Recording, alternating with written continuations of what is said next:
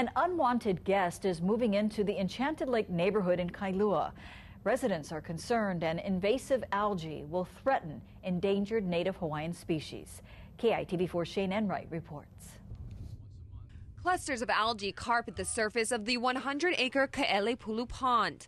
Kailua resident Bob Burke says the algae bloom is normal for this time of year, but the rate at which it is reproducing is not.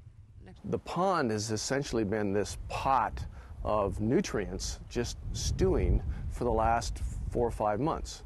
So the algae loves this, and it just grows like crazy. Burke, an environmental scientist, says the algae is suffocating the pond's wildlife. Tilapia are dying, and Burke fears a potentially far worse scenario. And the whole thing will turn into this septic soup.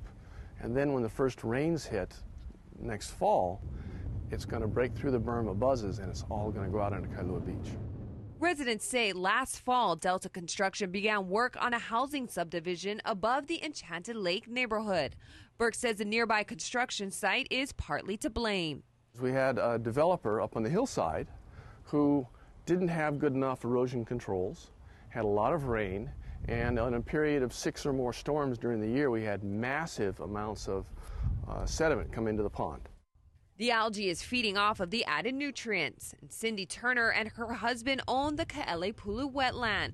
Turner is concerned for the endangered Hawaiian birds. You've got insects eating the rotting fish, and then that basically introduces some bacteria into the system. And then when our endangered Hawaiian birds eat those insects, they get sick, and then we have this horrible outbreak of avian botulism. Adding to the residents' frustrations is a delay in the city's monthly clearing of the mouth of Kailua Stream, which connects to Kailua Bay. Burke says the pond needs fresh water to circulate through the stagnant pond. Shane Enright, KITV4 News. The city says it is working with the U.S. Army Corps of Engineers in obtaining a permit for the stream cleaning since the city's permit expired. The state health department says the new subdivision did have a significant impact on the pond, and it's investigating further. Calls to Delta Construction were not returned.